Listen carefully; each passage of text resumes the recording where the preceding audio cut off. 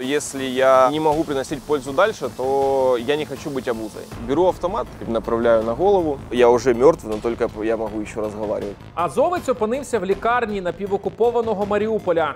Выбиваются двери с ноги, заходят военные в комнату с вопросом, кто тут азовец. Вот он, конец. Ну раз это конец, нужно что-то делать. Дружині, яка була вагітна, сказали, що його немає в живих. Після моєї вагітності я вже можу працювати в СБУ. Ти просто розтрощив айфон, ти розумієш, що на ньому багато інформації? Мне нужна новая личность. Був дуже крутий чувак, великий дуже інтелект, великі яйця. Сделали мне документы, они в Киеве. Я чуть-чуть в Мариуполе. Як азовцю БО вдалося вийти з окупованої території? Історія, якій позаздрить Голлівуд. В такой ситуации твой мозг как будто так вот переключается и заходит в какой-то некий аварийный режим. Стечение обстоятельств, вот реально просто, это не знаю, магия какая-то, мистика.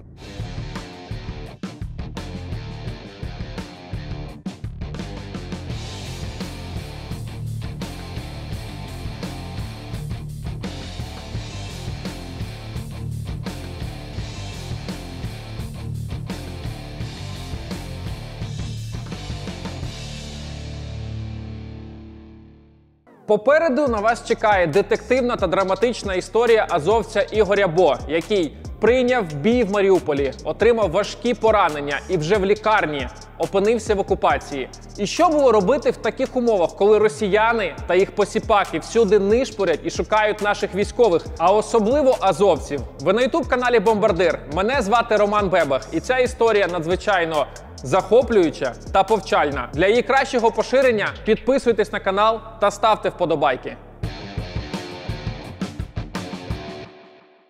Розкажи взагалі, як ти потрапив в Азов? З чого все починалось? Да все банально почалося з 14-го року. Я сам з Донецька, і в 2014 році, коли це все почалось, я зрозумів, що треба йти на війну. Не знаю, чому так все вийшло, просто щось внутрішнє в мене переключилось. І навесні 2014 року я почав обдзвонювати там всі добробати, які були, тому що тоді були там тільки добробати батальйон, Донбас і так далі. Пробував записатись до них у лави. Мені сказали ні, тому що мені на той час було 19 років. У мене не було ніякої військової практики, ні на кафедри я не служив і так далі. Після того я зв'язався зі своїми друзями, які були вже на той час в Азові. Там воно ще був не батальйон, добробат був Азов. Я, наверное, перейду все-таки на русский язык, потому что, к сожалению, из-за того, что я жил в Донецке и так далее, я не могу еще полностью так глубоко свои мысли излагать на украинском, но это все со временем. Поэтому прошу прощения, перейдем на русский язык пока что, на мову оккупанта, на жаль. У меня были знакомые в Азове тогда, уже из фанатской движухи. Ты ультрашахтаря был? Да, можно сказать, да, я был в этом движении на той момент. Созвонился со своими знакомыми, говорю, так и так, хочу воевать, куда идти? Есть Азов. Без проблем ждете, ждем. Все, я летом 2014 года собрал вещи и поехал в Киев, непосредственно в рекрутинговый центр. Ну, его еще как такового не было, просто были знакомые, которые сказали, что я приеду. То есть с тех пор я добровольцем, когда еще я пошел в Азов, и с тех пор, с 2014 года, вот и по сей день я нахожусь в этом подразделении. Цю людину ви навряд чи впізнаєте. Ми попросимо його розкрити, хто такий наш сьогоднішній герой Ігор. Хто він? З БО ми познайомились у 2017 році, коли нас відправили на сержантську школу Євгена Коновальця. Тоді він прийшов, нас построїли вже з речами з усіма, які нам потрібні на протязі цього курсу. Або прийшов такий, тільки прокинувся і такий, типу, куди тут стати, став такий, що від мене взагалі хочуть. І до нього командир цієї сержантської школи каже, що ти сюди прийшов, де твої речі? Він каже, мене тільки розбудили, я не знаю, що від мене хочуть, я прийшов тут, кажіть, що це взагалі таке. Ось так ми і познайомились. Взагалі це дуже бойовий, крутий чувак, який багато чого пройшов, дуже двіжовий. Він дослужився до зама командира роти і дуже-дуже багато можу чого за нього розповісти. Як ви з ним перетинались? Я знаю, що був такий момент, що він передавав позиції твоєму підрозділу, за який ти був відповідальним. Так, це був 2019 рік, коли ми були на Зайцево, і ми заїхали, його роту знімали тоді, а ми заїжджали замість них. І я приймав позиції, на яких командував Бо. Угу. Чим він ще славився от в Азові? Як про нього говорили? Що про нього знали старші люди? Я знаю, що він навіть напряму з Редісом так спілкувався. Так, якщо так розмовляти як за побратима, то мене він дуже зацікавив, тому що це був такий двіжовий тип і людина антисистема, така дуже-дуже сильна антисистема, який нам прививали якісь там потрібно заправляти футболку, щось таке, а він знову ці затяги, я звільняюсь, і багато таких було хлопців. От Боб був один із них. Але коли діло доходило до того, що виконувати якісь бойові завдання чи керувати хлопцями, то він це робив дуже-дуже відповідально. І всі хлопці катірували його. І в нього був авторитет серед особового складу. Було декілька смішних історій. Перше, це коли ми прийшли на першу лекцію на цій сержантській школі, і у інструктора, який вів нам цю лекцію, годинник спішив на 1 хвилину. І він нам казав, що ви запізнились на 1 хвилину, і зараз будете усі відтискатись 50 разів. Ми показуємо свої годинники, що у нас 9:00, що ми рівно у 9 прийшли і вже сидимо тут. Він каже, ні, в мене 9:01, і ви будете відтискатись. Коротше, в нас починається там кіпіш, ми починаємо спорити, і Бо закусився з цим інструктором, і вже такий на емоціях встав і каже, ти зараз вийдеш за оцю двері, я тебе ногами заб'ю.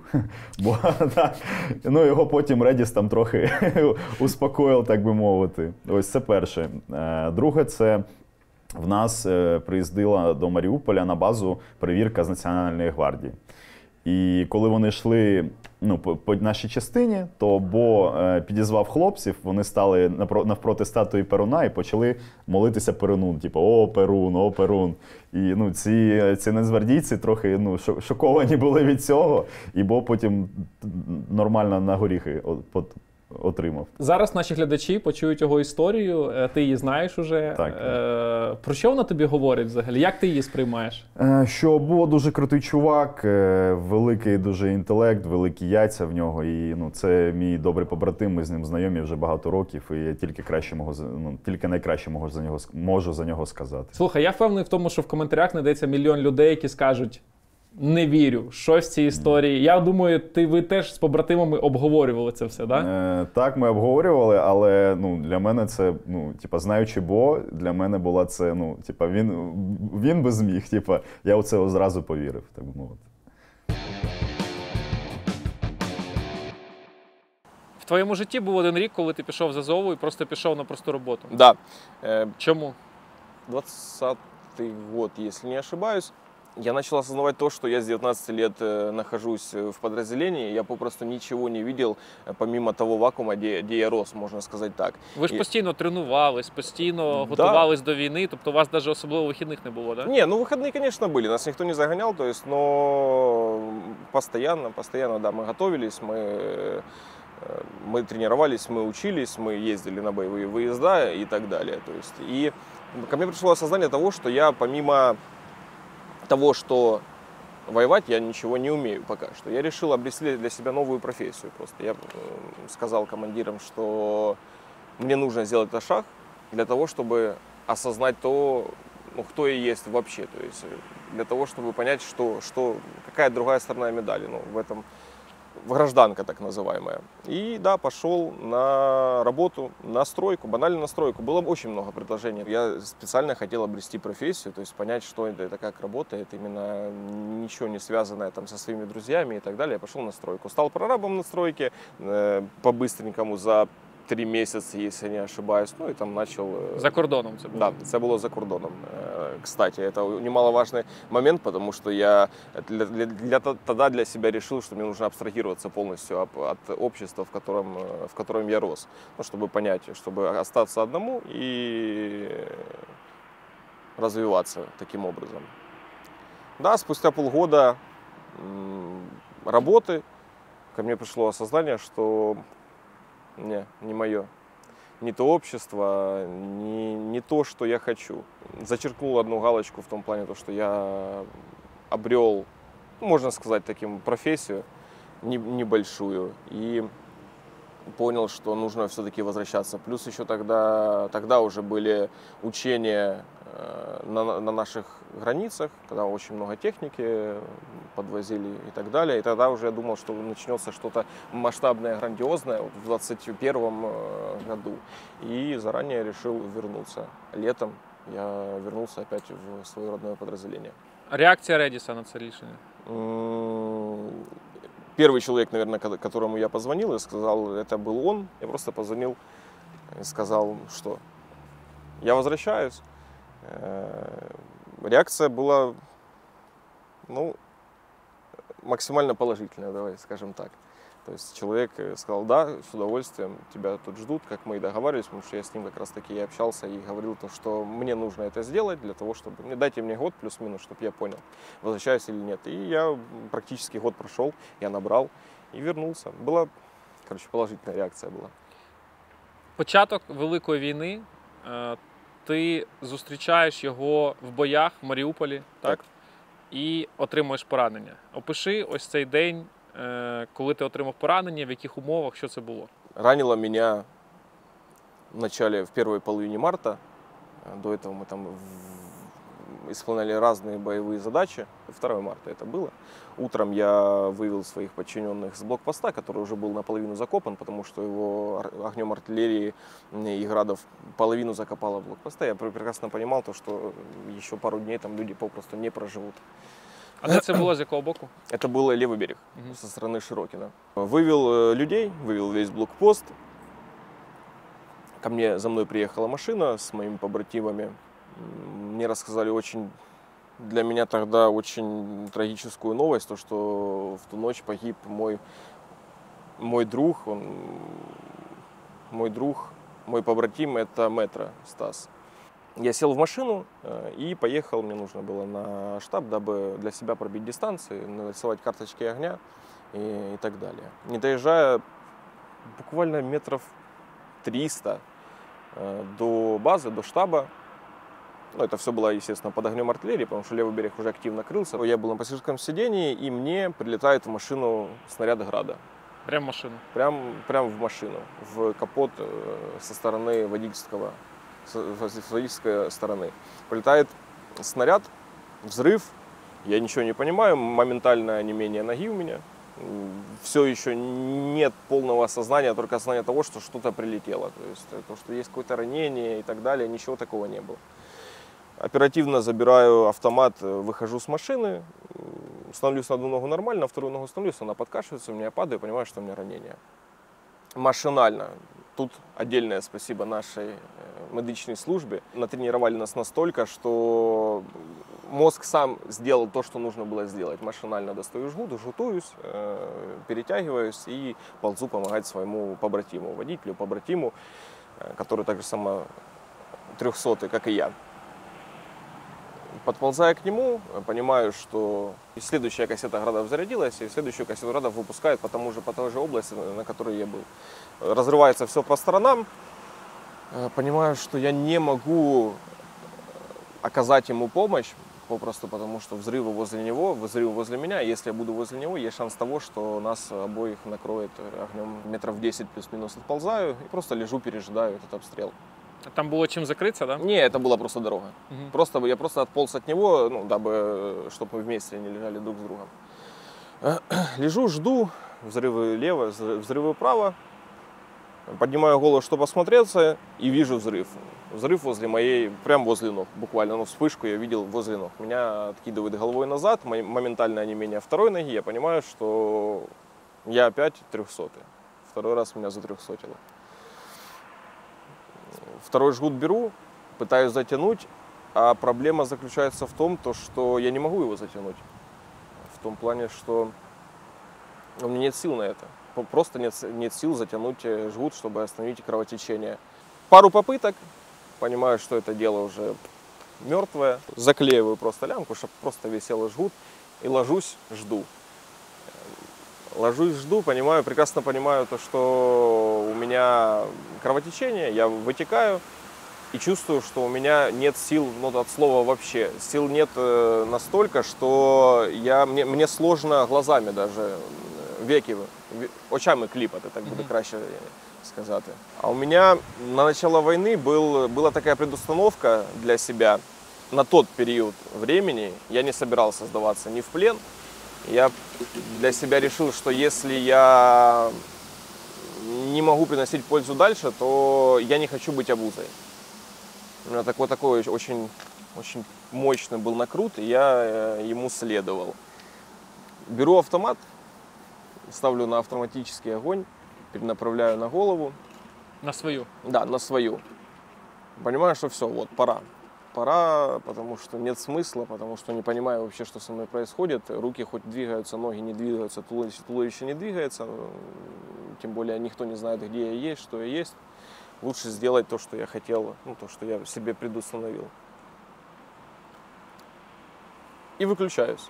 Тобто тебе просто вырубило, Да, что просто слабый, да? Да, просто вырубило из-за слабости. Открываю еле-еле глаза, понимаю, что я еще живой. Такая мысль в голове, что вот так вот умирать? Думаю, это как-то неинтересно, где там вся жизнь перед глазами. Что это такое? Ты просто лежишь без каких-либо эмоций, ты просто лежишь. Нащупываю спусковой крючок на автомате и еще раз вырубаюсь. Там такой интересный момент был. Я вырубаюсь, и у меня сон, назовем это так, я общаюсь со своим другом, как раз таки со Стасом Метро, и он меня зовет к себе там чай пить. У нас была просто такая традиция, раз в неделю, а то и пару раз в неделю мы собирались, там у него пили чай, общались просто обо всем, как друзья.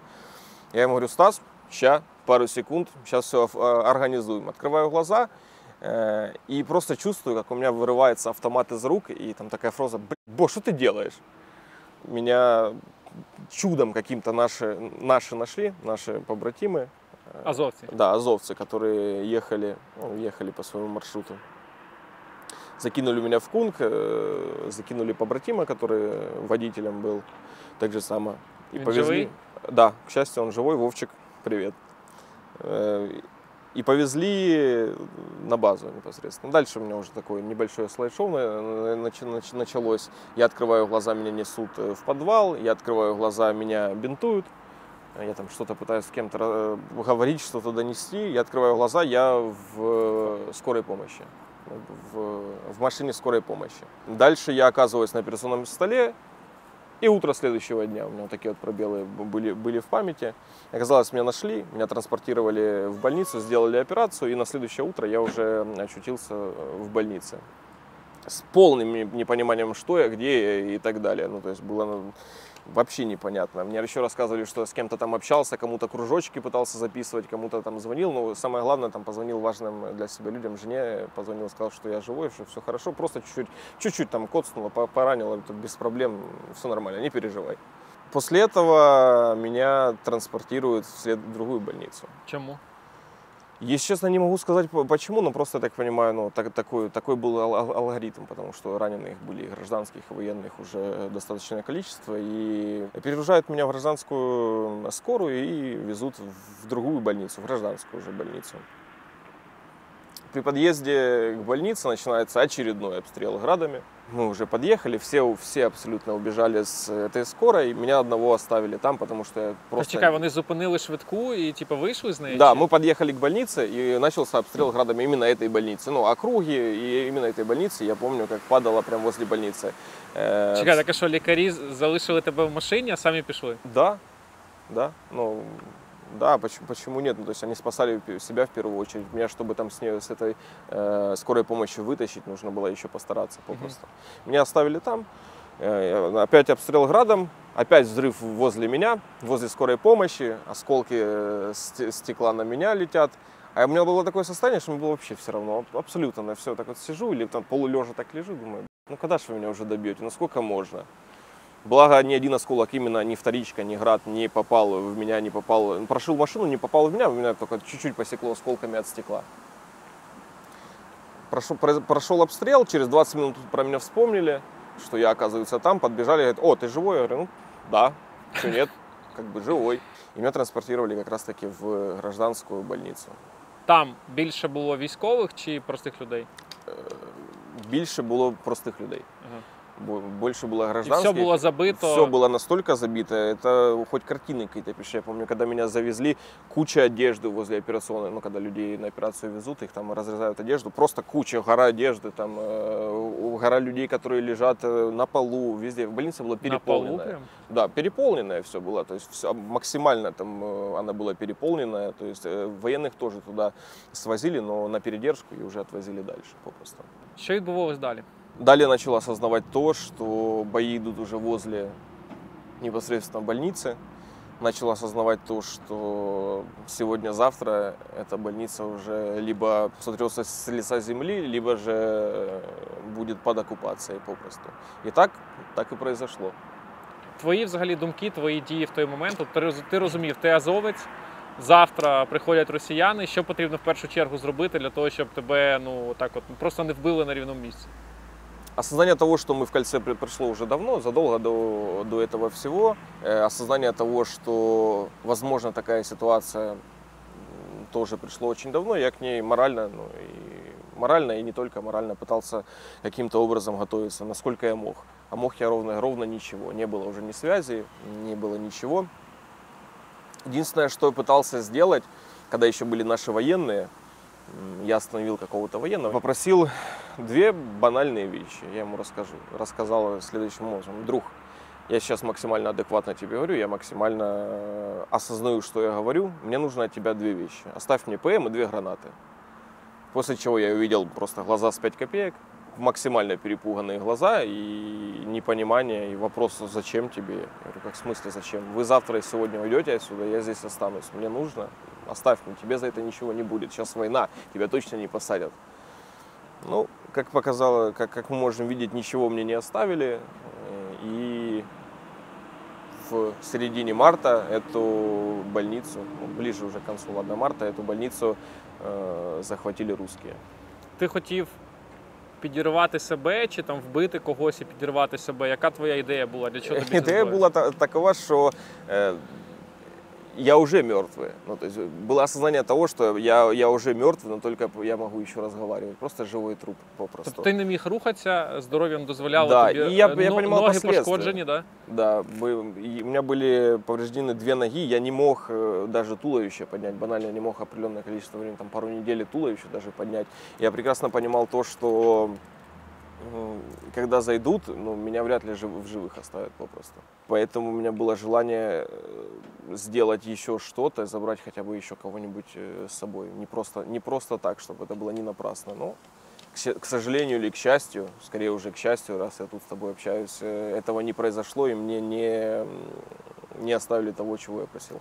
Бази азовців, як правило, опинялись в руках росіян, тому що, не знаю, чи вони поламали, чи вони просто отримали документи, заходячи на якісь там певні пункти, так? Тобто твоє прізвище по-любому перебувалось по базі, і якщо тебе знаходять по документам, хто ти, що ти, то ти там гарантовано тебе чи розстріляють, там, чи будуть з тебе знущатися. Но у меня была такая предустановка у меня в голове, что да, у меня мою фамилию уже давно слили, еще с 15-го года, если не ошибаюсь, я слит там в этих базах. Я прекрасно понимал с моей историей, откуда я, то, что я предатель Родины, я с Донецка и так далее. Мне лучше не попадать ни в плен, ничего такого. Утверждать то, что расстреливали, возможно, но я для себя четко понимал, что я в живых вряд ли останусь попросту. Що ти вирішив робити?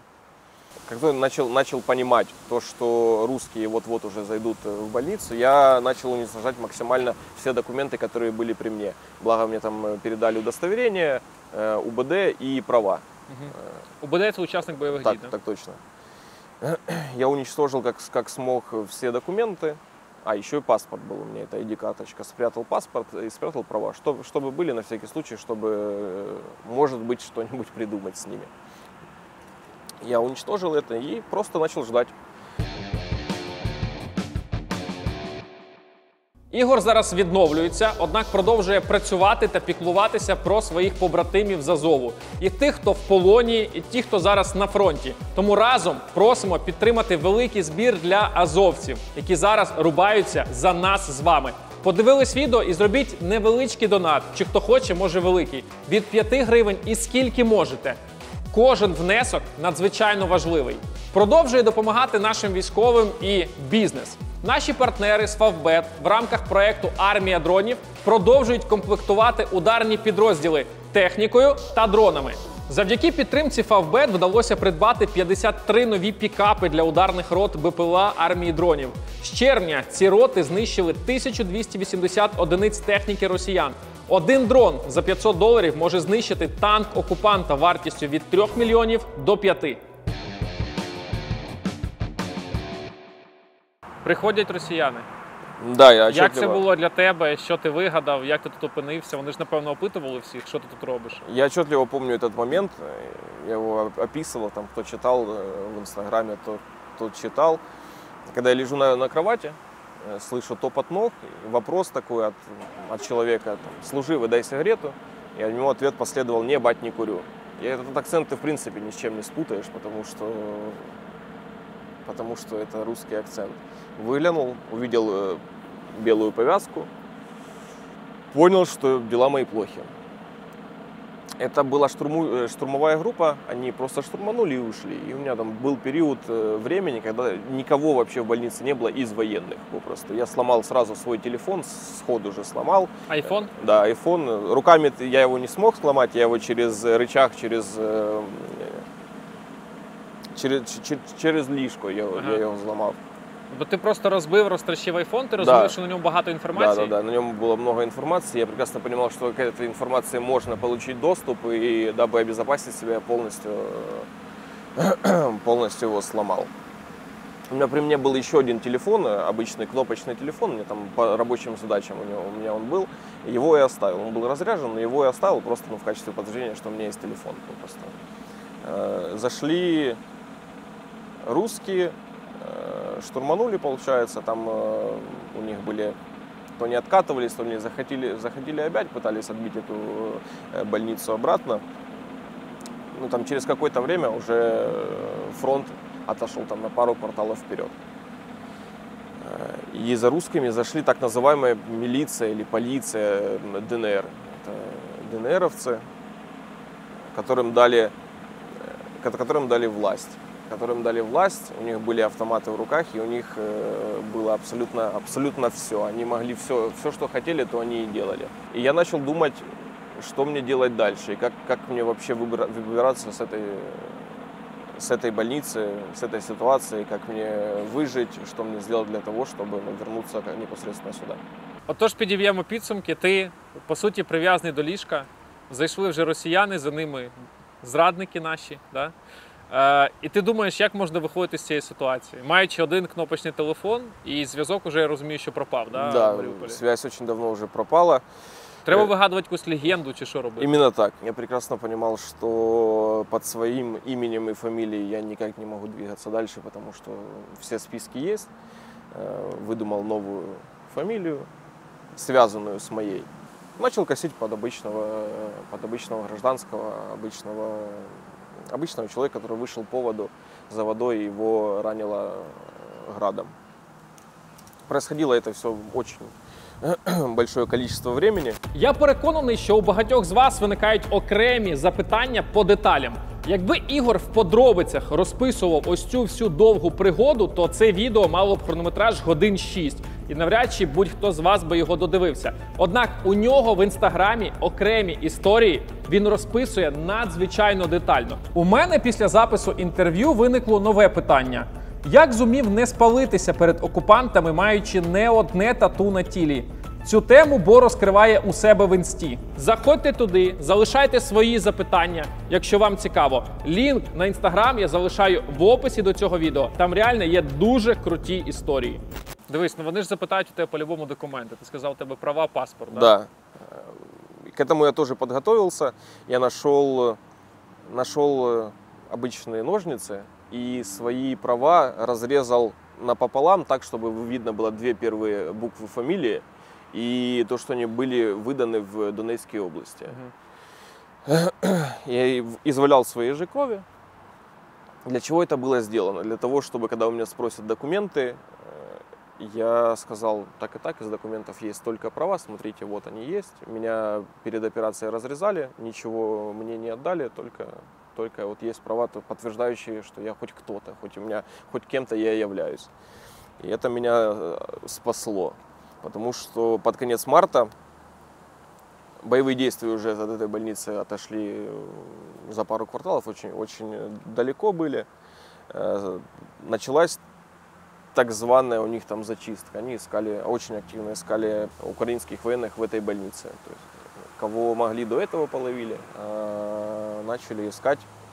И в 20-х числах марта выбивается ногой дверь, заходят военные. Ну, в твоей палате ж там ще, напевно, якісь прості люди, да? Там... Да, Ты же это сам- гражданская больница, то есть меня перевели, я лежал до этого в коридоре, потом меня перевели в палату, попросту потому что там было хотя бы чуть-чуть теплее. Из-за того, что март месяц был очень холодным, и не было ни одного стекла, ни одного окна попросту в больнице, была минусовая температура. Чекай, так ви лежали в лікарні, там всі вікна вибиті, да? Да, Тобто да. ви лежите, ну там в березні, Да, без в вікон, коридоре. ви просто... Просто лежим в коридоре на сквозняках, и еще, как назло, ударил мороз, там минус 13, минус 11, то есть... Так там, можна померти просто, тим паче, якщо Ну, якісь слабкі люди і... Некоторые умирали.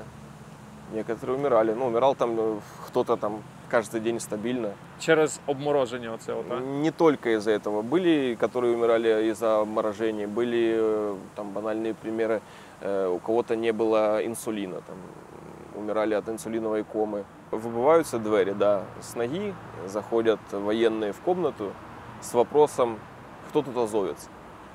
Мы отвечаем, ну, тут палата все начинает отвечать, что тут нет азовцев, ну, причем мы все гражданские люди. Говорит, нет, я знаю, что здесь азовцы. Всякими разными методами они пытались давить, там, морально, типа, а-ля, мы сейчас приведем ваших родичей, мы сейчас приведем ваших соседей, если они не подтвердят то, что там, вы мариуполец, вы не военный, то есть то вам будет плохо. Мне так же самое пытались сделать. Я вышел следующим образом. Я сам с левого берега сказал, то, что я живу на левом берегу, и я знал, что на левом берегу еще идут боевые действия. Назвал адрес, по которому они могли приехать и забрать моих соседей и привезти ко мне. Я им говорил, типа, я вам только спасибо скажу, привезите, пожалуйста, там тетю Люду, тетю Нину, все равно кого привезите, они вам все расскажут. Да, хорошо, мы сейчас приедем, мы сейчас все привезем. Так же самое показал свои права, да, говорю, вот, я такой-то, такой-то, такая-то ситуация произошла, то есть тут видно, что я там с Донецкой области, то есть в Мариуполе выдавали как раз-таки права, но от меня отстали. Но отстали, как оказалось, ненадолго. Там, через пару часов плюс-минус заходят все те же военные и смотрят так на меня и на человека, который возле меня лежит. Я на них, они на меня, оборачиваются и выглядывает там голова, с коридора выглядывает голова и так на меня кивают. Нет. Его с Нави. Хто це був? Это медсестры были, которые сдали меня, что я военный. Всякими разными способами они пытались узнать, военный ли я. Я, естественно, не военный. Какой я военный? Я обычный человек с Мариуполя, строитель. Благо у меня до этого был уже строительный опыт. И до этого я перед войной смог связаться, во время, точнее, войны смог связаться с той строительной компанией, в которой я работал, сказал свои новые данные, которые у меня были, и сказал, если вам наберут и спросят, работал ли я у вас, ваша задача сказать, что да, он работал с 2014 года и по 2021 год. Хорошо. То есть история у меня была в этом плане проработана, у меня были записаны специальные контакты, когда я еще телефон не сломал, я записал важные для себя контакты. Контакт жены самый важный, то есть и контакты там, людей, с кем я могу связаться, которые смогут мне помочь, когда появится связь непосредственно, и контакт строительной этой фирмы в Польше. Вони били тебе? Да, они общались, они разными методами пытались выудить у меня и выбить у меня информацию. У них ничего не получилось, и через какое-то время они просто про меня забили на меня. Меня не трогали, потому что поток людей у них, к сожалению, был очень большой. Там, где они проводили беседы, там, где они общались с людьми, которые думали, что они пособники и так далее. Тебе лякали вони там, що ми зараз тебе вб'ємо? Конечно, это стандартное. А что? Я и так уже был мертвым, что мне было все равно, убьют меня, не убьют. Надо топить до последнего. До Тобто того. доказів у них, що ти точно військовий, азовець, у них не було? Не было. этих доказов.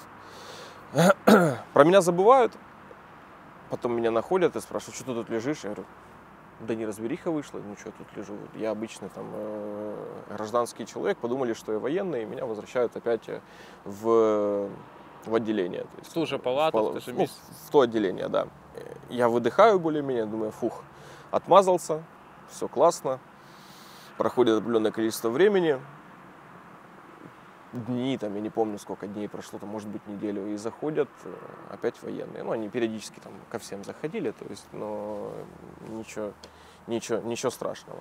Заходят другие военные, которые, я так понимаю, поменяли тех ДНРовцев, без слов, без ничего, его выкатить. Меня выкатывают, и я понимаю, куда меня везут.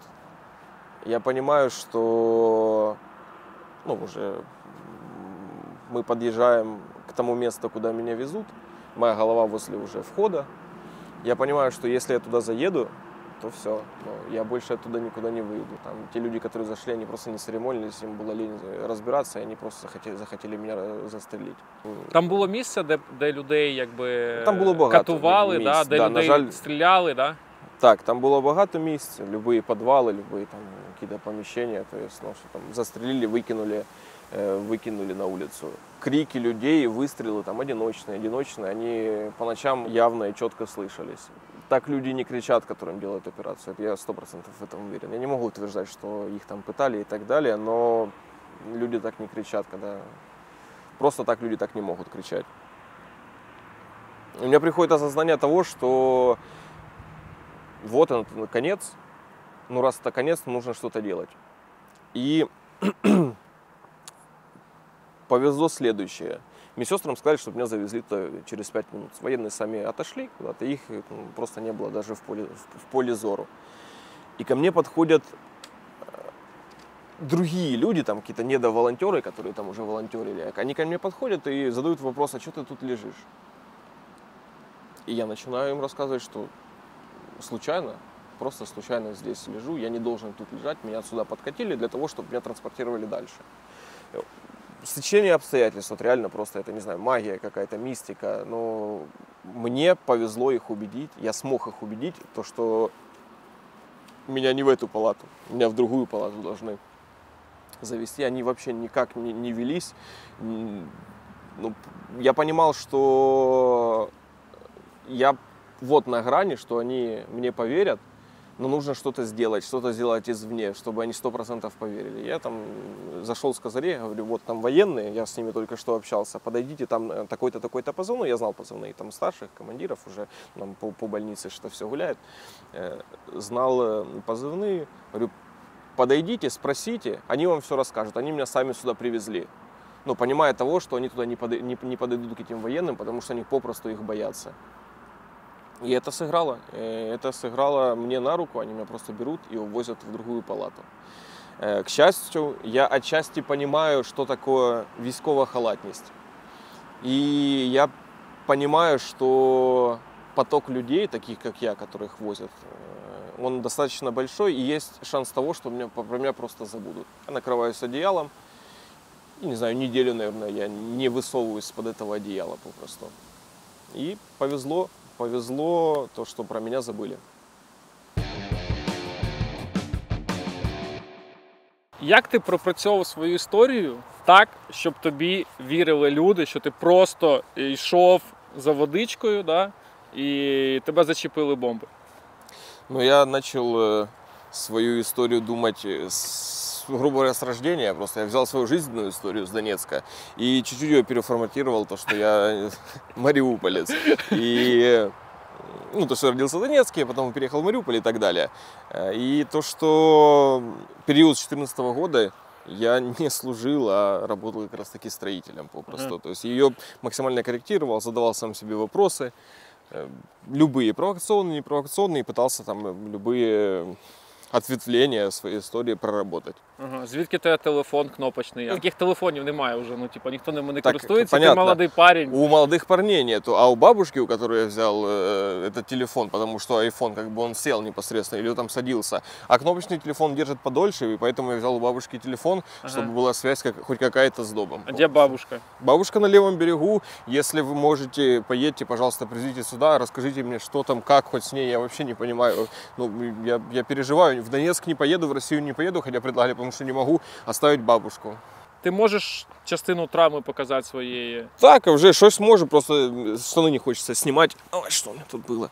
Небольшой стейк просто оторвало, но все остальное там уже под выше и так далее. Это уже заросло довольно-таки сильно, было гораздо больше. Ну, ничего, нормально. І тут у тебе?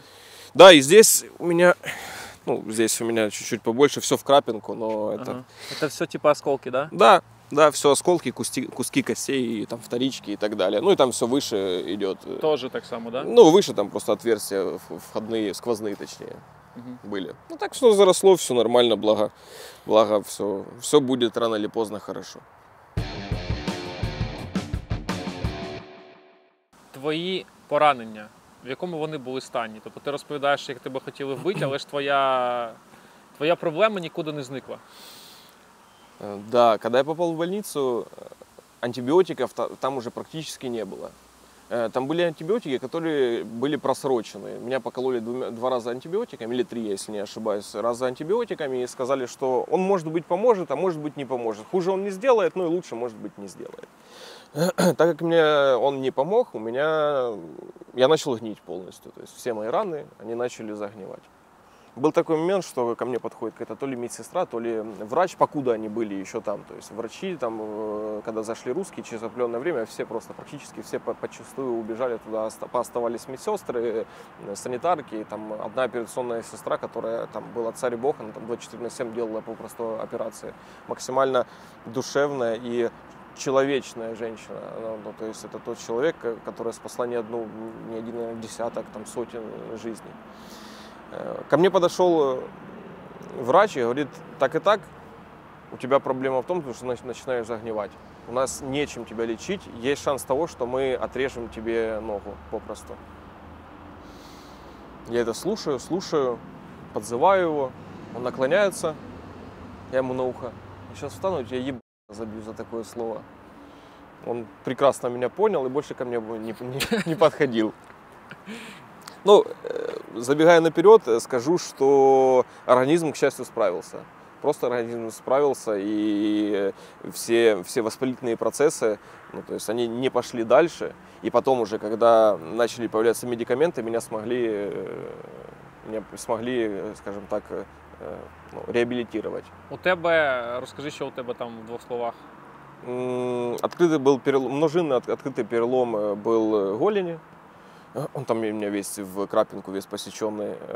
Бедро пробито, насквозь была просто дыра. И кусок икры у меня оторван. Такой был ровненький стейк, я помню. Он у меня на этой коленке лежал после ранения. Я вот так вот взял, думаю, фу, ну и мерзость, и выкинул попросту. Ну там плюс осколки были, осколок в шее, который мне уж не давал покоя. Я его сам вытащил покуда, то есть во время того, как меня транспортировали. А так, в принципе, благо, только ноги у меня больше всего пострадали. Твоя ситуація, ти нібито відпетляв від росіян, але проблема нікуди не зникла. Да? Як з цього виходити? Час іде, і треба щось робити далі. Через определенное время начала появляться связь в Мариуполе. Бои еще шли за Азовсталь, наши парни еще сражались там, но связь они завели так называемый свой «Феникс». Це як наш Киевстар, тільки да, у них они просто подключились к киевстаровским вышкам, как мне там рассказывали просто люди, которые там общаются с военными и так далее. Они подключились к киевстаровским вышкам и закинули просто свой «Феникс». Это был у них единый оператор. И этот «Феникс» начал появляться там у людей. В моей палате был человек, у которого он появился. Я сразу взял у него телефон, попросил у него телефон, дабы проверить, есть ли интернет. Интернет была ешка попросту, которая вообще не работала, но по ночам можно было что-то прогрузить. У меня были контакты, с которыми я могу связаться попросту. Я там через 1,5, по-моему, месяца или 2 месяца вышел первый раз на связь с Киевом, ну, со своими друзьями. Написал смс-ку жене, то, что я живой, не переживай. И вышел на связь с Киевом. Выходил на связь следующим образом. Я писал людям, что это я, что это Бо. Естественно, никто не верил, что я живой, потому что... Ну, Всі думали, ти помер? Да, всем сказали, по крайней мере, что я без вести пропавший, что меня, скорее всего, дострелили в больнице. Как некоторых других военных, к сожалению. Пані Олена, дружина Ігоря, дуже сильна жінка, яка перенесла, ви розумієте, що. Був такий момент, що вам сказали, що вашого чоловіка більше немає. Як ви взагалі реагували, як ви змогли далі жити, будучи вагітною? Так, всі навколо думали, що мій чоловік загинув. Але я просто в це не вірила, тому що я знала, що в нього дуже важлива місія ще на цьому світі – це виховувати сина. І останній раз, коли в нас був зв'язок, 2 березня, в цей день я пішла на УЗД, вже будучи в Рівному, і відправила йому фото з УЗД, де нам сказали, що точно буде хлопчик. І тому останнє моє повідомлення було, що в тебе буде син, і я знала, що він виживе і повернеться до мене, щоб бути разом зі своєю дитиною. Тобто сумнівів не було? Ні. Ти не можеш в такому стані такі думки до себе просто допускати, бо, я не знаю, це дуже важко об'яснити, може якесь відчуття. Не знаю, просто все казало про те, що він живий і він повернеться. Скільки ви чекали до того моменту, як з'явилося смс від нього, що він живий? Десь місяць, 1,5, взагалі не було зв'язку. І почали приходити просто якісь смс з якихось номерів невідомих, типу «Я живий», ну такі дуже коротенькі. І я не знала, це точно він, бо були такі випадки, коли писали дружинам і просто знущались. Росіяни, які забирали телефони? Так, вони знаходили телефони, брали номери і знущались з дружин. Але в нас був пароль, ніхто не знав, як ми хочемо назвати сина. І я в нього питала, ну, коли вже більш-менш так був зв'язок, що він міг мені там відповідати. Я питала, як буду звати нашого сина, він мені відповідав, і я знала, що це точно він, бо більше ніхто не знав. Ви жили вірою чи молились? Як ви знаходили силу ось далі ці 1,5 місяці, не знаючи, де він, що він, як він? Ти просто живеш, а коли ти вагітна, ти розумієш, що твій стан дуже впливає на дитину, і ти просто не можеш дозволити собі заради дитини, його здоров'я, сходити з розуму. І ти просто чимось себе займаєш. Я жила у селі під Рівному, там був город, тому я там саджала квіточки, спілкувалась з кимось, якось себе відволікала, ну, тримала зв'язок з усіма, хто міг мені якусь інформацію дати. Читала новини, якось так. Ви самі з Маріуполя і працювали на Азовсталі? Так. І 24 лютого, коли вже почалось бомбардування міста, мені мій начальник сказав виходити на роботу. На повному серйозі? Так, так. І хоча він знав вже, що я вагітна, я відмовилась. І в мене така робота, що я могла з ноутбука працювати вдома. І я його попросила, щоб я сьогодні попрацювала вдома, бо в мене в будинку було саме бомбосховисько. Він не дозволив, і мені довелося на свій рахунок взяти. І я так півдня попрацювала, а потім в день мені чоловік подзвонив, сказав збирати речі, і що мене вивезуть з міста. Ну, але це було таке, що ти вагітна, щоб ти не чула вибухів на пару днів до Запоріжжя, а потім повернешся. Я з собою взяла якісь там мінімальні речі, бо вже у 15-му році я попала під обстріл. І якось ти так не сприймаєш це. Ти, як і всі в Маріуполі, думали, що там десь постріляють по околицях, і це закінчиться. Ніхто не мог повірити, що так буде. Ну, і я поїхала і більше не поверталась додому. Як проходило ваше життя, от коли Ігор уже вийшов на зв'язок і малював якісь варіанти, як він зможе вийти? Та? Тобто там документи передавали, ви брали участь в цьому, ви розуміли? Ну, це ж, мені здається, це якась місія, яку неможливо виконати, вийти звідти. Я кажу, що після моєї вагітності я вже можу працювати в СБУ, тому що те, що я робила вагітна, я була між Ігорем та людьми, які йому допомагали. І вся інформація проходила через мене. Коли ти вагітна, в тебе пам'ять просто 5 секунд. І було дуже страшно, що ти щось не так зробиш, що ти щось забудеш. Я їздила, його сімку перезаписувала на себе, щоб видалити всі його акаунти з Телеграму, всі фотографії з Інстаграму. Ну, мені ще давали поради люди, які в цьому розуміються, і я виконувала те, що мені кажуть. Так, я в цьому приймала участь. Азовська родина, дружин – це така дуже серйозна сила, я вважаю, тому що ви об'єднані, ви між собою спілкуєтесь. З якими ви проблемами головними зустрічаєтеся зараз? Тому що багато людей ще в полоні, так само багато хлопців, які загинули, і всім потрібна допомога дружинам і сім'ям. Це таке дуже болісне та актуальне питання, я вважаю, і про це потрібно більше говорити. Бо є такі приклади, коли дружина чекає свого чоловіка з полону, і в неї 3 дітей, а їй просто не хочуть здавати житло. Вона сама з окупованої території, тому що в неї багато дітей, 3. Це в якому місті? В Києві? В Києві, так.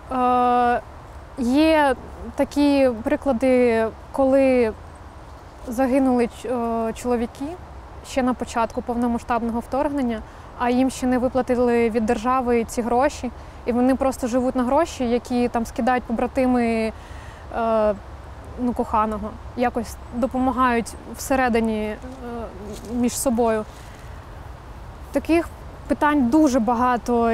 І мені стільки всього хочеться сказати, що я не знаю. Тут навіть не матеріальне важливо, а відношення до людей. Бо коли ви ж розумієте, що проблема не тільки в тому, що там твій чоловік загинув, там, чи він в полоні, тобі доводиться далі жити якось це життя, особливо коли є діти, це найважче. А коли ти стикаєшся з таким відношенням до себе, людей цивільних, ти просто втрачаєш якусь надію. І це неправильно, але в такі моменти ти хочеш, щоб люди стали на твоє місце і відчули, як це. І може тоді щось зміниться. Проблеми не вирішуються, коли повертаються чоловіки з полону, бо мало хто каже про ПТСР. І про те, за цей період, наприклад, в нас з Ігорем, 9 місяців його не було, він дуже болісний досвід пережив. І я. І він вже не той, який був до, і я вже не та. І коли ми зустрілись, такі зламані, можна так сказати, нам довелось знову якось відбудовувати все це. І було б дуже гарно, якщо б мені хтось сказав, що мені потрібно звернутися до психолога, який мені надасть якісь рекомендації, як себе поводити з людиною, яка повернулася звідти. І неважливо, це полон або війна, бо це дуже важко, а він потребує підтримки, і ти потребуєш підтримки. І такі питання, так, вони дійсно важливі, і про це повинно більше людей говорити, щоб ми були готові допомагати їм, коли вони повернуться або повернулись. У нас в телеграм-каналі, лінк на який я залишаю в описі до цього відео, ми запостимо промо-матеріали цієї історії, афіші та анонси. Поширюйте у себе в соцмережах та розповідайте своїм друзям про цю космічну історію. Нехай якомога більша кількість людей дізнається про нашого героя. Я писал там такие фразы, такие моменты, например, с кем я общался, которые знаем только мы. Тем самым, то есть, доказывая то, что я – это я. Зачастую там все общение у меня через жену происходило, и я попросил ее, сказал, что мне нужна новая личность, чтобы она обратилась к моим друзьям, Большое спасибо им всем, которые мне помогли, которые сделали документы. Я попросил паспорт, я попросил белый билет и права, если не ошибаюсь. Чтобы они сделали эти документы и хотя бы отфотографировали и скинули мне на тот телефон, который я там взял у человека с палаты. Оперативно, очень оперативно они сделали, там через неделю. Но через неделю там, я каждый вечер выходил на связь, уже мог более-менее общаться с Киевом. И у меня уже были документы. Их там напечатали где-то в фотошопе, но это не суть важно попросту. И дальше я начал думать, как сделать так, чтобы эти документы оказались у меня здесь.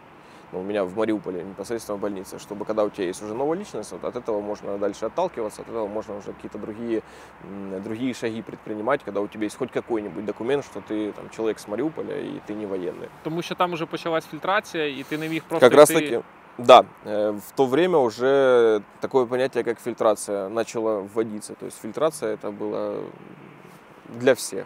Просто пробивали, ты приходишь там в определенное место, тебя пробивают полностью по всем базам, на тебя там составляют досье, обкатывают там пальцы, фотографируют. И если ты проходишь, если у тебя нет вообще никаких связей там с украинской стороной, именно с военными и так далее, то тебе дают просто бумажку, дактилоскопирован. И с этой бумажкой ты просто царь и бог. Ты можешь ходить везде, где тебе хочется, на любом блокпосту тебя останавливают, ты можешь показать просто бумажку без какого-либо подтверждения своей личности, и тебя пропускают дальше, потому что фильтрация была для них, это на тот момент это было самое важное, потому что искали военных, искали и нас, азовцев. Сделали мне документы. Вони в Києві, да? Они в Киеве, да. Ти в Маріуполі. Я чуть-чуть в Мариуполе. У меня уже начинают попадаться мне на руки, как выглядят фильтрации. Я забираю одного человека этот листочек фильтрационный, отрисовываю абсолютно все, как сам листочек выглядит, как эта печать выглядит и так далее. Пересылаю в Киев, говорю, мне нужно еще вот это, чтобы вы сделали мне такую же печатку и пропечатали мне фильтрацию. Оперативно это делаю, там спустя 2 недели у меня уже есть и фильтрация. Но проблема остается проблемой. Я в Мариуполе, а это все в Киеве попросту. И я иду на рисковый шаг, тогда связываюсь с знакомыми с России. У меня многие знакомые с Донецка повыезжали в Россию, с которыми я вообще не общался. Тут связываюсь, так и так. Поранили, можете приехать помочь. И находятся такие люди, которые смогли с России приехать туда, в Мариуполь. Это уже на тот момент были граждане России, Российской Федерации, и поэтому они беспрепятственно проехали все блокпосты. На російських номерах, да? Да, на российской машине, на российских номерах они беспрепятственно смогли проехать в Мариуполе, в котором еще идут бои попросту. И привезти мне все то, что я попросил. А попросил я следующее. Я попросил там вещи банально привезти, потому что попавший в больницу у меня была только одна футболка и ничего не было. Там попутно то тот какие-то штаны, какие-то шорты мне дал, то тот. Мне привезли нормальные вещи, мне привезли деньги, которые я попросил, я им их, соответственно, вернул. Привезли телефон. И самое главное, я им скинул копии моих документов, просто отфотографированные. Они мне привезли хотя бы распечатки моих новых документов. Щоб вони були з собою в тебе, якщо що, то... Да. И с этого момента начинается совсем другая история. Я уже приодетый, у меня даже кроссовки появились. Думаю, можно жить. Без фильтрации у меня были документы, которые я уже спокойно показывал, что я вот такой-то, такой-то, я с Мариуполя, что вы от меня хотите? Но начал искать возможности, чтобы передать эти документы физически уже как раз таки с фильтрацией, что было самое главное, с фильтрацией мне туда, в Мариуполь. Забрал с разными правдами и неправдами карточку «Феникс», нашел пополняшки, там так интересно, у них оператор еще как в моем детстве, там нужно было покупать пополняшки и сдирать, да? И сдирать, и вводить там через звездочку какую-то циферки. Ну, у тебе ж гроші вже були, тобто ти міг уже были, потому что мне привезли. И привезли еще, помимо этого, я там попросил много медикаментов, какие-то там нужды для медсестр, которые меня сдали, дабы мне нужно было с ними дружить, просто нужно было сделать так, что они мои друзья, и как бы у меня получилось. Там кому-то линзы привез, кому-то какие-то там таблетки. И с этого момента как бы я уже был не обычным человеком, который лежал в этой больнице, я уже был друголечком. И начинаю прорабатывать, каким же образом мне передать мои документы, новые документы с Киева в Мариуполь. Нахожу перевозчика. Все по месту, грубо говоря, все с больничной койки. Там кто-то заходит, спрашиваешь, там, знаешь, есть перевозчики, нет. Там дали номер перевозчика, нашел перевозчика, спросил, сможет ли он привезти мне документы. Да, сможет, Запорожье, но только в Бердянск, потому что в Мариуполь тогда еще никто не ездил вообще. Только в Бердянск, потому что там еще можно было проехать. Васильевка тогда еще была более-менее открыта, то есть там люди по 5-6 дней стояли в колоннах. Это был май месяц, если не ошибаюсь, это было все в новостях, потому что Васильевку и обстреливали эти колонны гражданские наши, к сожалению, и так далее. Но все-таки он взялся за это, ему передали мои знакомые документы, и он повез их в Бердянск. Предварительно я, пообщавшись со своими друзьями из Бердянска, попросил у них адрес, куда можно завести эти документы, чтобы они хотя бы там полежали какое-то определенное количество времени. Нашел адрес, скинул адрес, ему, перевозчику, завезли деньги, завезли документы, все грамотно подшили, все как нужно, передали так, что если бы даже их рассматривали, эти документы, не нашли того, чего должны были найти, там ни фильтрацию, ничего такого. Ему передают документы, и он пропадает на 2 недели. Просто пропадает на 2 недели. Да, этот перевозчик. Я, сказать, що в шокі, я нічого не сказати. Може, ти думаєш, були думки, що зараз тебе вже за тобою прийдуть, да, там, конечно, типу, що його были. Піймали там, і так далі? Ну, были, что его поймали, то, что за мной придут, это было маловероятно, потому что он вез их в Бердянск, а не в Мариуполь. Он не знал, где я в Мариуполе нахожусь. Типа, ну, пусть по Бердянску поискали. Оказалось так, что там их долго не пропускали и отключили полностью всю связь. Он поехал в Бердянск, я остался там в Бердянске ждать, покуда включат связь, чтобы выйти на связь и развести все посылки. В эти 2 недели те люди, которые должны были принять мои документы, которые должны были передержать, это обычные гражданские люди, там чья-то бабушка, если не ошибаюсь, они вообще не знали, что это за документы, просто им сказали, что им завезут документы, типа для мальчика нужно, чтобы вы поддержали, да, без проблем. Эти люди уехали с Бердянска. Он выходит на связь, говорит, так и так, завтра буду завозить документы по тому адресу. Я говорю, хорошо, без проблем, только есть нюанс. Те люди там уже не живут. Вам нужно заехать на предварительно, который я нашел другой адрес, и передать туда документы. Ну, да, хорошо, без проблем. На следующий день он набирает, мне говорит, все, без проблем, все, отдал женщине документы. Я говорю, все, спасибо, хорошо. Сбрасываю. У меня такая мысль в голове, так подожди. Там же не женщина должна была документы забрать. Звоню ему, говорю, ты кому документы отдал? Да ну, по первому адресу приехал. Говорю, какой нахер первый адрес? Типа? Ну, там уже ты просто приехал, отдал мои документы первому попавшемуся человеку и уехал, который там был, ничего не сказав ему. Ну да. Я говорю, и он ничего у тебя не спросил? Он, нет.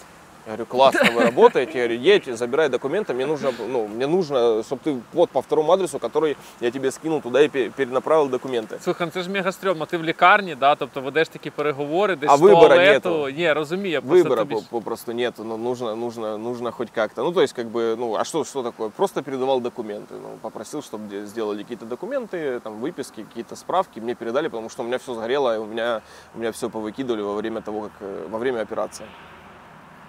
У меня получается уговорить его, он перевозит на другой адрес. Я уже выдыхаю, что благо у меня хотя бы документы в Бердянске находятся. И начинаю искать возможность, как эти документы перенаправить с Бердянска в Мариуполь. Знакомлюсь с человеком, это все большой промежуток времени, это все быстро я это рассказываю, но это большой промежуток времени, это дни, это недели, попросту документы все еще лежат, все нормально. Нахожу человека, который на машине, который ездит туда-сюда, катается в Бердянск. Плачу ему деньги. Говорю, так и так, мне нужно, чтобы ты привез эту папочку. И он благополучно привозит папку мне. Скільки це коштувало? 3000 гривен. 3000 гривен, да? Да, на карточке ему переслали. Но это еще божеские цены были, там, цены просто неимоверные были. Чтобы переехать с Мариуполя в Бердянск, там $700 или $800 запрашивали попросту. Ну, чтобы человек приехал с Бердянска в Мариуполь и отвез тебя в Бердянск. И у меня наконец-то, физически мои документы новые у меня на руках. Заполняю быстренько фильтрацию. И такой момент произошел, момент выдоха, что вот сейчас как бы на одну проблему стало меньше. То есть я наконец-то новая личность. Историю я прорабатывал, кто я и что я каждый день. Просто каждый день я проговаривал себе в голове все нюансы, пытался там... Любые вопросы, которые мне задали, мне казалось, что я уже проговорил у себя в голове. Придумал, нашел способы, как обойти там некоторые моменты на фильтрации, в случае чего себе фильтрацию. Например? Например, там пальцы. Там обкатывают пальцы, я не знал, почему обкатывают пальцы. Либо же просто, чтобы занести в базу, либо же, чтобы пробить по базам, которые были слиты. То есть, как обходить пальцы, узнал, протестировал, работает. Рассказывать не буду как. Просто. Но это никак не сдирал, я там ничего с себя не сдирал, никакие там увечья я себе не носил, потому что это палево, это попросту палево, но если там приезжаешь на фильтрацию, у тебя пальцы там сожженные, а почему они у тебя сожженные, что, кастрюлю горячую взял или что, это все такое мелочи жизни. Вот у меня эти документы, у меня фильтрация, я уже на связи с Киевом, более-менее стабильно. До этого, соответственно, я сразу сообщил на Азовсталь, что я живой. Я передал через знакомых командиру, что я живой, что со мной пока что еще все нормально. Главное, что дышу, а там уже будем посмотреть, что будет. Естественно, было все время понимание того, что за мной туда никто никак не просто физически никак не может пройти, потому что уже фронт был гораздо дальше, то есть он уже был в Азовстале, скажем так, а я вышел на связь с другого конца города попросту. За мной бы никто не пришел, и поэтому я насчет этого даже не переживал, я знал, что так оно и будет, и это было очень недоцільно вести за мной группу, пытаться вести за мной группу, чтобы вынести меня одного, но шанс на это был очень минимальный. И этот момент я сразу откинул, я даже его не спрашивал и не интересовался по поводу этого, потому что в этом нет никакого смысла. Ви ж спілкувалися в лікарні між людьми. Так. Ідуть бої за Азовсталь. Тобто вся Україна переживає. Переживає за те, щоб як наші там тримаються, як воно буде далі. Місцеві, що між собою говорять? Чи просто боялися спілкуватися, зважаючи на те, що росіяни вже територію контролювали? Там все в временных рамках можно рассматривать. Там начало, скажем так, как только русские зашли, да, люди еще, которые были адекватные по украинской позиции, которые были патриотами там, своего рода и так далее, то есть они еще были, они высказывали как-то там тишком-нишком свое мнение, а потом и они исчезли, они просто, кто смог, поуезжал, кто не смог, понял, что он, если будет говорить, то ему же будет хуже. Люди, как обычно, пооставались. Вокруг меня был такой контингент, 80% такого контингента, которым, это все равно. Им бы найти, как бы выпить, им бы найти, как украсть и так далее. Вот такой контингент. И не стреляют, и на том спасибо, вот так это зачастую говорили. И были там ярые приверженцы русского мира, типа, вот, наконец-то наши зашли. Ты им задаешь вопрос, хорошо, зашли, посмотри за окно. Просто выглянь с окна, и как они зашли, тебе нравится это? Тут же, как бы, нацисты, понятно, пропаганда работала, она работала задолго до этого, и плюс, когда мы там лежали там, в палатах и так далее, кто-то там нашел радио, включал радио, а по радио вещались только пропагандистские новости. То есть украинских радиостанций не было. Был Вести, если не ошибаюсь, радиостанция Вести, где там 24/7 рассказывали, что очередные 5000 украинцев убили, 300 абрамсов спалили и так далее. То есть, и слушали люди это радио, потому что информации было ноль. Як виглядав Маріуполь під час повномасштабної війни, оточення, і коли ти виїжджав, наскільки картинка змінилась? Кардинально. Когда 80% города разрушено, он кардинально меняется. Он окрашивается в 2 тона. В белый и в серый, как я и говорил. Это тоны войны. Там даже посмотреть на тот же Бахмут со стороны. Вот то же самое было в Мариуполе.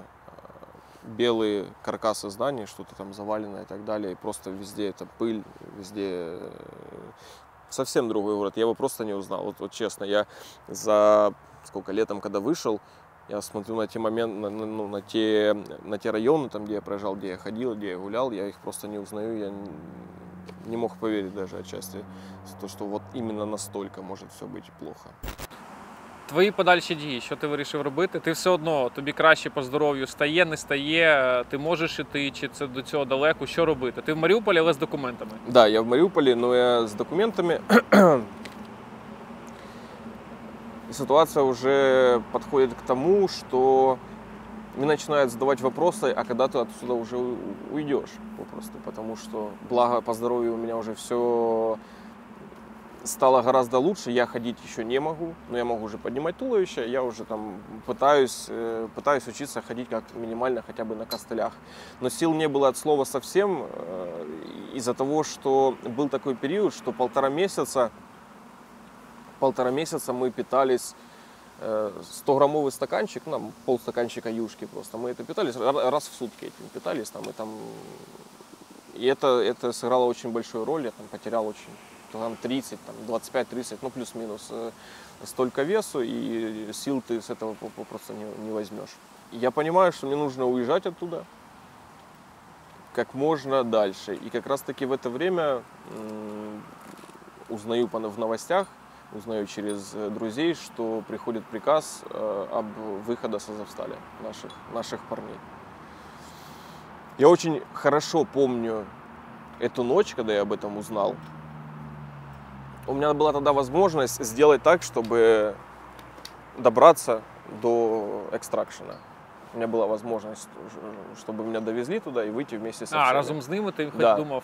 Ага. Я думал, но у меня были очень много мыслей по этому поводу. Там одни я озвучил и командиру, там у меня были такие мысли, что я отдал бы все абсолютно, что можно было отдать, лишь бы оказаться рядом с ними там, в середине Азовстали. Как бы это ни звучало, типа, ну, как в Азовстале, ты что, неадекватный и так далее. Но когда у тебя есть осознание того, что ты, в принципе, уже мертвый, и как бы рано или поздно это просто вопрос времени, когда тебя найдут, когда тебя поймают и что с тобой сделают.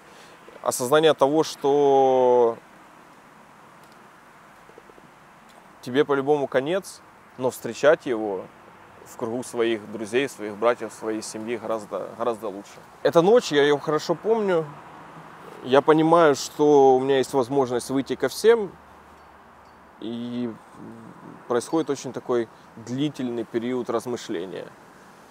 Я прихожу к такой мысли, что если уже через все это прошел, то, наверное, стоит до последнего попытаться сделать все по-своему. И никому ничего не говорю, и дальше остаюсь в больнице, и когда парни выполняют приказ. Из-за того, что у меня была связь, я связался через своих друзей здесь со службами. Кстати, хочу передать очень огромное спасибо Кириллу Алексеевичу Буданову. Он и его служба очень сильно мне помогла в этом. ГУР. Да. Що вони зробили? Они дали мне правильные контакты. Друзья из спецслужб, они в первую очередь дали мне там определенную информацию, которая была очень важна для меня. И я поделился с ней информацией, и мы смогли проработать дальнейший план развития событий. До этого всего действия, до того, как я с ними связался, у меня уже был свой план, то, что я буду выезжать сам, я уже нашел перевозчика. Это было все временные рамки. Я в пятницу нашел перевозчика, в понедельник должен был ехать. Поговорил там с одной пожилой женщиной, чтобы она ехала со мной, якобы я ее внук и так далее. Просто, чтобы не задавали ни ей, ни мне лишних вопросов. Она не знала, кто я, что я. Смог просто ее уговорить в этом плане. Набил все контакты, набил всех перевозчиков. У меня уже были готовые машины, которые ехали сначала в Бердянск, потом с Бердянска уже оттуда в сторону Запорожья. Я решил, буду выезжать сам. Со мной связались в субботу и сказали, чтобы не делал этого. Чому? Не делал этого, потому что я просто не прошел бы эти блокпосты. Там проверки гораздо серьезнее, там даже фильтрация уже за пределами Мариуполя, за пределами Мангуша, она в принципе никому не нужна была. То есть эта фильтрация это была для Мариуполя и для окраин этого Мариуполя. Там, в Бердянске и так далее про нее даже не знали практически. То есть, как бы знали, что есть такая, но там не проводили еще фильтрационные события. После чего я откинул свою идею и смог просто случайно найти людей, которые меня попросту там приютили, скажем так. Благодаря им я смог выехать за пределы Маріуполя, далеко за пределы Маріуполя. Ти сам знайшов цих людей, чи хтось підказав? Скорее сам, просто по наводкам, там же ты общаешься, те там беженцев принимают, те беженцев принимают, и попросту сконтактироваться с людьми, такая-то ситуация, можно ли у вас, там, скажем так, пожить, естественно, не бесплатно и так далее. Ко мне приехали эти люди и забрали меня. И получилось так, я их попросил, чтобы они приехали либо до 6 утра, либо в период, там, плюс-минус 6 утра должно было быть, либо 6 вечера. Потому что сменки на блокпостах проходили как раз таки 6 утра и 6 вечера. Мне было важно, чтобы люди приехали под конец смены, которая стоит на блокпосту, потому что по практике знаю то, что под конец уже смены, когда тебе остается полчаса, 15 минут, часик, тебе вообще практически ничего не хочется делать. На отъеб... прошу прощения, проверяешь документы и отпускаешь людей дальше. Так оно и произошло. То есть там я проехал 8, по-моему, блокпостов. Да, 8 блокпостов, и у меня там на 2 только спросили документы, увидели фильтрацию, закрыли паспорт и меня послали дальше. И тогда я, кстати, первый раз, когда они приехали за мной, я первый раз с марта месяца вышел на улицу попросту. Это было лето уже. Летом я первый раз заходил, я в больницу, лежал снег, вышел я с больницы, все было зелене. Ти не боявся, що ці люди там можуть тебе здати просто? Чи ти знайшов, ти взагалі їх не знаєш? Ти знайшов їх в інтернеті, чи тобі знайомі, їх підказали? Это подсказали люди, которые в больнице находились. Ага. То есть там эта информация, она активно гуляла. Кто волонтерит, там, и кто вывозит людей и так далее. Тобто люди виїжджали з Маріуполя, які втратили житло, Да, і люди, які знаходились в окупованій території, допомагали своїм житлом, так? Да. Такое было. Благо, человечность как раз-таки у небольшого процента населения, она все-таки никуда не делась. То есть она осталась. Когда все остальное время, там, тот контингент, который меня окружал, то людьми вряд ли можно назвать этих людей. Там уже что-то другое. А чого ти так вважаєш? Понятно, что каждый там трусится, да, за свою шкуру. И каждый там пытался выжить. Пытался и гражданских выжить, то есть и так далее. И тот эгоизм, который там многие проявляли, то есть, это было везде, абсолютно везде. То есть. И людей, которые пытались помогать другим людям, их было единицы попросту. Егоїзм, що кожен сам за себе, щоб їжу вирвати, гроші вирвати. Да, во многом. Деньги вообще не ценились тогда. То есть, всякие вот эти материальные это было ничто. Там люди покупали пачки сигарет по пару тысяч гривен, и вообще без проблем. То есть они эти пару тысяч гривен отдавали. То есть кто-то там менял сигареты на еду. Деньги там, они перестали вообще иметь какую-либо ценность. В тот момент, пока я там был. Ценность была это как раз таки в еде, потому что ее было катастрофически мало, по крайней мере в больнице. Там люди, которые были за пределами больницы, там, у кого дома там еще были не разрушены, или там уже они находили еду в разрушенных домах, готовили себе еду на улице, реально, то есть там на протяжении 2 месяцев или 3 месяцев, там, может и больше, люди просто жили на улице под обстрелами, они готовили там себе еду, хоть какую-нибудь, потому что ни газа, ни света, ничего, ни воды, ничего не было. Ти виїжджаєш за межі Маріуполя в інше місто, ми не будемо казати його для того, щоб з питання безпеки. Тому к сожалению, я и 50% всего не могу сейчас здесь рассказать по определенным причинам. Многое будет рассказано после нашей победы непосредственно. Многие карты будут раскрыты, потому что я не хочу кого-то подставить или еще что-либо. Ти виїжджаєш за межі Маріуполя, але все одно ти на окупованій території. Да. Тобто там набагато безпечніше, де ти живеш, да? Получилось так, что я приехал, и там уже прошли все проверки. До моего приезда, за неделю до этого момента, куда я приехал, там проверки были там чуть ли не каждый день по пару раз, выводили там всех людей, ну, в этом большом городе, выводили там, в том районе, где я был, выводили всех людей, проверяли паспорта, татуировки и так далее. Потом эти люди сменились, и когда я туда уже заехал, было более-менее спокойно. Военные ходили, военных было много везде, но как таковых проверок там каждый день не было. Они были, естественно, то есть они были там с какой-то периодичностью, но я смог не пересекаться никаким образом с военными. Ти ховався? Да. Я просто переховывался, то есть переходил в то место, я уже тогда мог ходить на костылях, я уже научился тогда ходить на костылях, я просто переходил с одного места в другое, там, где они уже проверили, и тем самым они меня никак я с ними не пересекался. Во время проверок так просто там на улице могли пересечься, то есть они идут, там, я их вижу, они меня видят, все, но я не подаю виду, я обычный человек, который получил ранение в Мариуполе, и все.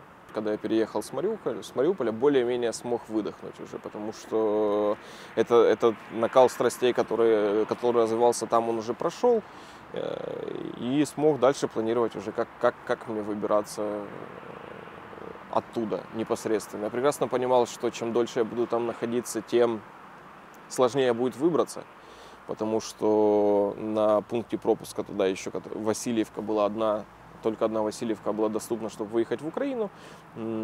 Тогда еще выпускали, но я прекрасно понимал, что рано или поздно там поставят так называемые там, новые блокпосты, новую границу ФСБшников, которые сидят на границе с Россией, проверяют и общаются со всеми попросту. Но вариантов у меня было очень немного. Я был активно на связи с друзьями, как с Киева, так и со спецслужб. Со мной многие связывались, чтобы помочь мне каким-то образом. То есть, они просто спрашивали, как тебе помочь. Які були варіанти, як тебе звідти забрати? Це ж основне. Когда со мной связывались, они говорили, как тебе помочь? Я говорю, вы мне никак не поможете, то есть нужно просто ждать, потому что я не смогу попросту выехать. Было предложение от других моих друзей, не связанных с ГУРом, чтобы они отправили за мной группу, там, где я нахожусь. Я этот момент сразу пресек, потому что в этом нет никакого смысла. Я банально не могу бегать, в случае чего, не могу ползать, потому что у меня был стержневой аппарат в ноге, штыри, грубо говоря, у меня с ноги торчали. И шанс того, что ко мне дошли, он в принципе присутствовал, но он был маленький. Но шанс того, чтобы мы все вместе вышли на территорию Украины, он был просто минимальный, потому что нужно было преодолеть очень большое расстояние пешком там, или еще какими-либо способами, все равно как, который, я был бы обузой, я подставил бы всех, потому что я знаю, я не могу банально передвигаться на своих двоих нормально, только на костылях. То група була готова зайти. Было такое предложение, да. Было такое предложение, от которого я успешно отказался, и ни капельки об этом не жалею, потому что не нужно. Это не те жертвы, которые нужно было отдавать в той ситуации. І як ти вийшов до нас? Прошел большой период времени, лето целое прошло, в это лето я наконец-то там нашел себе книги, там 24/7 читал, как-то отвлекался, у меня была уже связь более-менее. Ютуб? Ютуб, интернет? Ютуб трошки пізніше був, я мог нормально там смотреть там тоже там новости и так далее. Как нормально смотреть, то есть я максимально старался оберегать, чтобы у меня там все истории мои, там телефоны проверяют и так далее, все истории мои, все, что связано с украинской стороной, было максимально почищено. У меня там был новый Телеграм, где были группы там, типичные там новостные российские группы, то есть и так далее. Я там... Тобто ти був підписаний на ЗВСК різні, да, там, все подряд это было. Російські пабліки, да? Да, много было чего. Специально там скриншоты делал, до этого я просто фотографии делал, типа я там тут, я тут. Обычные там стандартные фотографии стандартных людей, которые там фотографируют что-то. То есть максимально делал так, что я такой же. У меня тогда телефон появился, то есть и как только я попал на телефон в руки, я с того же момента начал уже телефон ну, фотографии делать в телефоне, то есть какие-то, чтобы это был мой телефон, и чтобы как будто, то есть я с этим телефоном очень уже давно, ну, фотография самого разного образца, от там каких-то деревьев там до колорадских, до ленточек, которые они очень сильно любят. У меня, кстати, такая ленточка была на 9 мая, всем раздавали, я говорю, о, конечно, давайте сюда, сейчас мы прицепим, это как надо, все за наших. Максимально, вот я свой практически был. Да, прошло лето, наступил сентябрь. Я помню летом был еще такой очень важный момент, когда я узнал про теракт в Еленовке. В этот же день у меня была другая информация. Утром мне набирают, говорят, так и так, теракт в Еленовке. Я сижу, сложно передать эти эмоции. У меня такое чувство было, что у меня кровь от головы просто отошла. Я сижу, у меня холодным потом обливается. Думаю, ну как так-то? Как вообще, почему так? Много было вопросов в голове. Сижу никакой, максимально поникший. И после этой информации мне набирает моя жена и говорит, что я иду рожать. Да. Я говорю, да, хорошо. А сам не понимаю вообще, что происходит. У меня такой эмоциональные такие качели очень большие. То есть я настолько охренел, у меня большая радость в жизни. И одну часть моей семьи тогда убили, а вторая часть моей семьи, она родилась. Наша дитина народилась в день теракту. І коли це повинна була якась бути гарна подія, бо вся наша, так сказати, азовська родина чекала на народження його.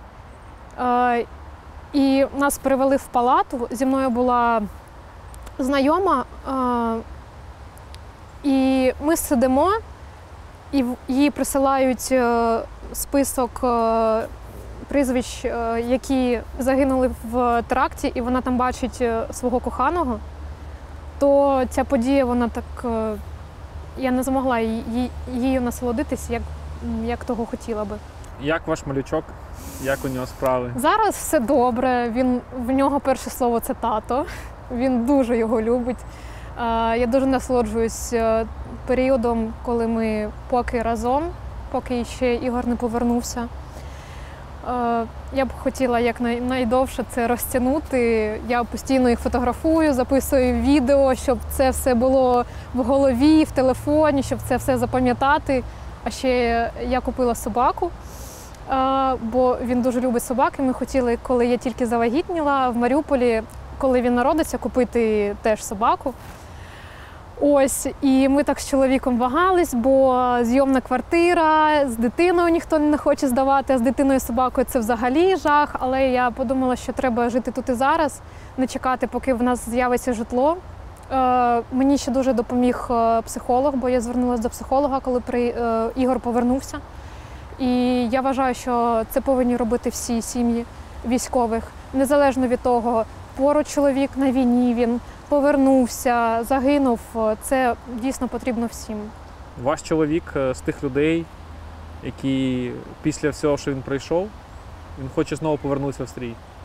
Як ви до цього ставитесь? Я просто знаю характер цих людей, вже знімав їх і спілкувався багато. Це такі тигри, які кажуть, що не всі ще повернулися додому, ми ще не всі справи зробили. Але вам уже здається, що ви багато що пройшли, хочеться просто пожити для дитини, так? Щоб ви разом насолодились цим моментом.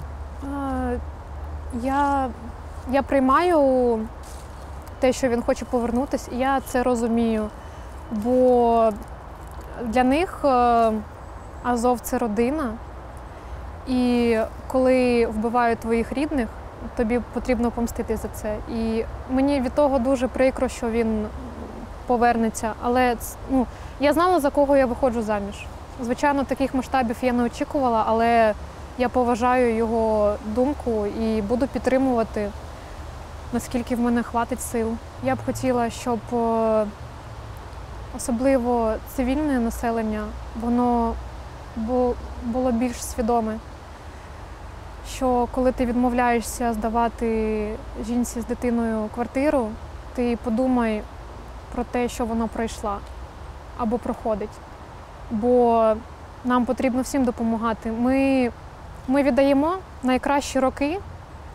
Наші чоловіки можуть загинути в будь-який момент, і коли він там, ти не живеш, ти існуєш. Ми страждаємо, страждають наші діти, і хотілося б якоїсь підтримки від людей, які зараз живуть спокійно в Україні або за кордоном, бо завдяки нашим сім'ям вони живі, говорять українською і на вільній території. Сижу я до конца лета, сентябрь месяц, ночью, я уже не помню, какое-то число 19, по-моему, сентября или 17, ну, не суть.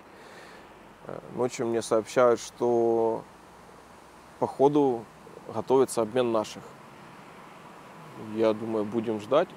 Проходит эта информация уже в пабликах новостных, что азовцев поменяли.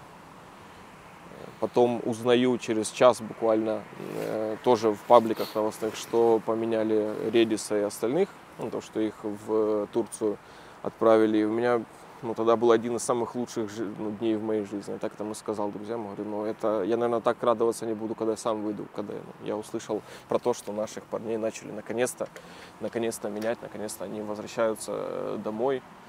Я был очень рад. Но не рады были наш противник, не рад был. После этой информации, на следующий день буквально начались прям очень, очень сильные проверки абсолютно всех. Искали любых людей, которые связаны с Азовом. Любых вообще. Какие-то там общался с Азовом, забирали. Не знаю, куда забирали, говорили, что на СИЗО забирают. Я не могу утверждать, но мне говорили, что это на СИЗО забирают. Начались очень большие проверки, они там продлились определенное количество времени, в которых мне пришлось активно прятаться, чтобы меня вообще никаким образом не нашли, потому что времени уже прошло много с моего ранения, то есть у меня до сих пор штыри в ноге торчат, будут задаваться новые вопросы, почему они до сих пор стоят и так далее, увидят уже лето, уже осень, точнее, увидят татуировки, не нужно было. Прошло это время, благо пересидел, и наступает тот момент, мне набирают и говорят, в общем, есть возможность, можно попробовать что-то придумать. Но шанс очень маленький, там буквально 10%. А мне уже было настолько все равно, я уже давно смирился с тем, что я отсюда не выберусь. То есть и никакого ни страха, ничего вообще не было. Я соглашаюсь на ту возможность, которую мне предложили, чтобы помочь меня вывести оттуда попросту. Воспользуюсь этим шансом. Там сказали 10%, думаю, 10% это не ноль, уже можно что-то с этим придумывать. И благо все получается, я оказываюсь здесь. Це робота наших спецслужб? Да. Тобто я розумію, що наші спецслужби абсолютно мають і контакти, і людей, так, і володіють інформацією на окупованих територіях, вони знають, що де відбувається і так далі. Я думаю, что да, куда же без этого, но про меня не узнали благодаря моим друзьям. Им очень большое спасибо. Если б не они, то есть реально, если б не они, я бы здесь не оказался вообще никаким образом. Дивись, ти ж сам ногами не міг вийти, тобто це тебе просто вивезли і... Да, до определенного момента меня вывезли разными способами, на разных транспортных засобах меня вывезли, на таких, что я когда увидел, на чем я буду ехать, я думаю, ого, вот это подписался, конечно. Вивезли. Не можу, к сожалению, поки що розказати, прошу прощения. Коли ти повернувся на вільну Україну, твої емоції – це найщасливіший день в житті? Чи все ж таки, коли хлопці вийшли з полону, це було більше? Коли хлопці було. У мене 0 емоцій було. 0 емоцій? Я пересек границу на своих двоих, так называемую, которая была тогда. Меня встретили. Я сразу рассказал то, что видел, когда шел, там мины, если что, чтобы было понимание, там где-то то-то стоит. Мне говорят, как ты? Я говорю, да как-то никак.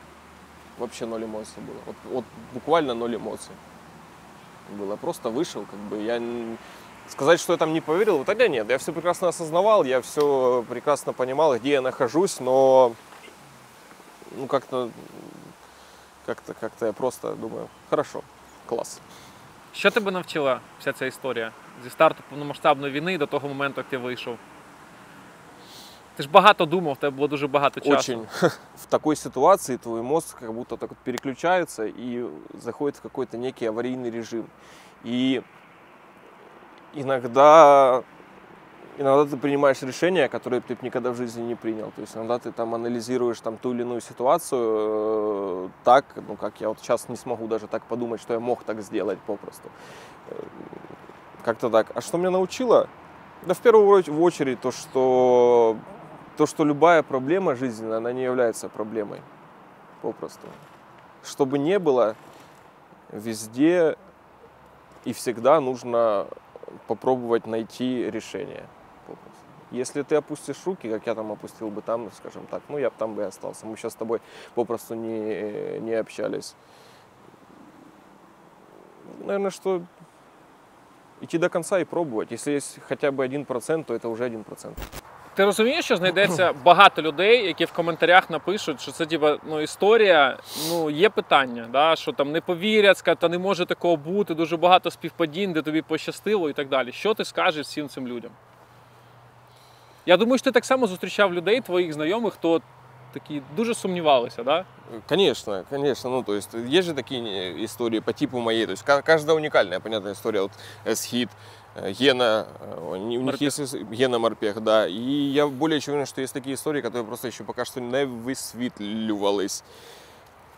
Возможно, после того, как я напишу и расскажу все, что я могу рассказать, потому что, ну, люди должны же понимать то, что мы сейчас с тобой проговорили, там, и 50% того, что происходило, мы не проговорили попросту. Возможно, после полного видения всей ситуации люди там поверят. А верят, не верят, ну, как бы это каждого личное право. Ти розумієш, ти мега фартова людина, що ти зміг, ну, вийти з таких обставин? Да, я не раз об этом думал, то что всю жизнь копил этот фарт как ману какую-то, и потом ее потихонечку расходовал. Очень много фарта, очень много случайностей, которые, возможно, не случайные, возможно, в каком-то роде даже мистики происходило за эти моменты. Были такие интересные моменты. А яка наймістична історія от свого шляху? 25 марта. Ага. 25 марта. 25 марта, ну, как бы есть такое понятие, как сонный паралич. Ага. Он там у каждого был или будет, но это не важно. Может быть, не был. В общем, 25 числа я засыпаю и через сон чувствую, что кто-то заходит в палату. Заходит в палату и начинает просто меня, ну, не душить, а по-дружески заебать попросту. Я просыпаюсь там то ли с криком, не с криком. Проходит какое-то время, и потом мне говорят, что мой лучший друг — это герой Украины Максим Кагал на позывной «Пистон». Он 25 числа погиб. И вот как бы я потом сопоставил, что, возможно, он пришел попрощаться тогда. Это был бы один из лучших вообще друзей. Тобто ти просто як бачив його у сні, да? Я просто бачил когось. Вот и все. Я просто чувствовал, и потом проснулся, и из-за этого как будто меня, ну, по-дружески, как будто кто-то будет, в общем. Да, это много таких было ситуаций. Ну, я даже когда выезжал, я очень часто, ну, общался я сам с собой, там, иногда с людьми, и очень часто со своими друзьями общался, там, с тем же Стасом, с тем же Пистоном, ну, сам у себя в голове, то есть, типа... З хлопцями, яких уже немає. Да, чтобы в случае чего присмотрели, помогли, направили. Может быть, это тоже своя доля мистики, которая сыграла. Я более чем уверен, что они мне помогли хоть в моральном каком-то понимании, то есть это уж точно.